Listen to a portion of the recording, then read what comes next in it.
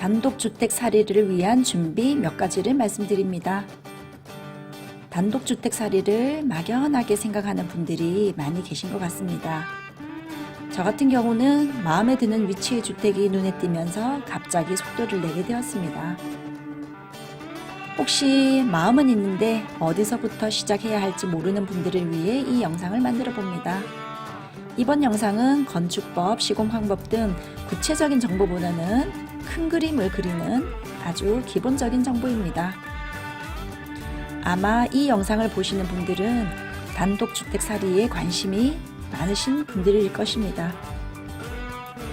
편리함을 생각하면 아파트만한 것이 없지만 내 땅을 밟으면서 살겠다는 분들은 충분히 마음을 내어볼 만합니다. 자, 그런데 단독주택 사리는 좋은데 보통은 주택이라고 하면 전원주택을 생각을 하시거든요. 그런데 직장, 아이들 학교 문제로 시골로 갈 수 없는 분들은 도심 속 단독주택을 알아보시면 됩니다. 물론 도심 속 단독주택은 넓은 마당이 좀 있기가 힘들고요. 새소리가 들리고 맑은 공기는 아닌 경우가 있습니다. 하지만 아파트가 주는 이런 막힌 느낌에서 벗어나는 데는 충분한 것 같습니다. 그래서 전원주택을 지을지 도심 속의 주택을 지을지 결정을 하시면 됩니다.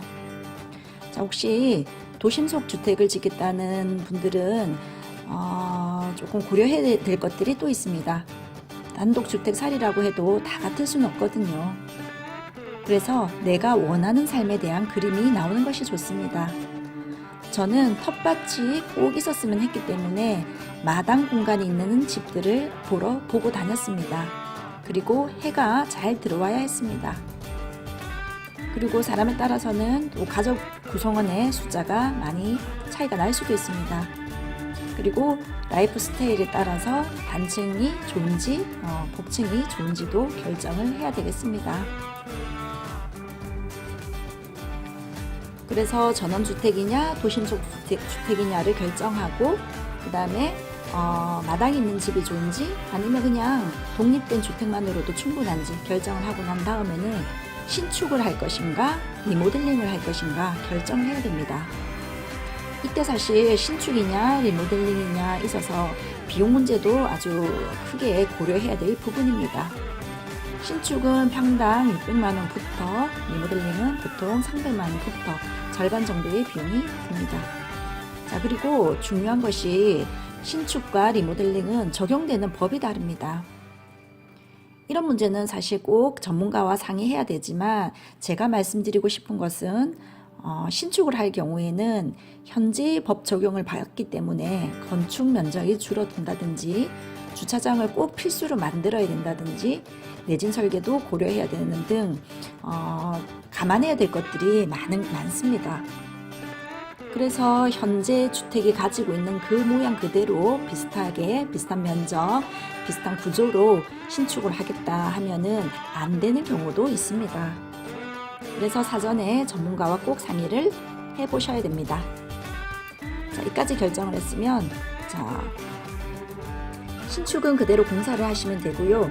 리모델링의 경우에는 또 결정을 해야 될 것이 있습니다. 어떻게 공사를 할 것이냐 하는 것입니다. 여기서 말하는 리모델링은 주택 내부의 어떤 도배장판, 전등기구 바꾸고 욕실 인테리어를 하는 것이 아니고 주택의 난방공사, 수도 배관 공사, 구조 변경 등의 대수성 공사를 말을 하는 것입니다. 그래서 공사의 범위를 결정을 해야 합니다. 이렇게 공사의 그 범위를 결정을 하셨으면 공사를 진행을 해야 되겠죠. 자, 공사를 진행하는 방법은 집주인이 셀프로 공사를 할 수도 있습니다. 제가 아는 블로그 이웃분은 정말 남편분 혼자서 철거부터 시공까지 다 하시더라고요. 그렇지만 이것은 진짜 특별한 경우이고 이런 것에 대한 지식이 아주 많아야 하고 스스로 모든 과정을 다 책임져야 합니다. 하지만 비용을 아낄 수 있는 최대 장점이 있습니다. 둘째는 집주인이 현장 계획을 세우고 공정별로 작업자들을 섭외하는 것입니다. 하지만 이 역시 전문가가 아니면 공정별로 혼선이 생길 수도 있고 작업자들을 관리해야 하는 어려움이 있습니다. 저도 공사를 해보니까 예상치 못한 돌발 상황이 많이 생겼습니다.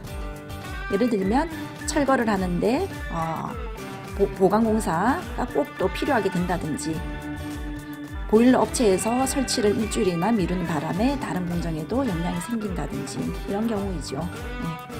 셋째는 아예 업체를 선정해서 과정 일체를 맡기는 것입니다. 저는 집을 지을 1년 전만 해도 완전히 무지했었기 때문에 업체에 맡겨서 공사를 했더랬습니다. 지금 같으면 견적서를 받아보고 제거 과정 자체를 지휘할 수 있을 것도 같긴 하지만, 주변에서 이야기를 하는 거 들어보면은 집을 지으면 10년이나 늙는다는 말이 있는 거 보면은 그것도 쉽지만은 않은 것 같습니다. 자, 혹시 저처럼 업체를 선정하겠다 하는 분이 계시면 그러면 어떻게 정해야 하는가도 또 고민이 됩니다. 주변에 만족하게 공사를 하신 분이 있다면 소개를 받으시면 되겠지만, 그렇지 않다면 또 직접 알아보셔야 됩니다.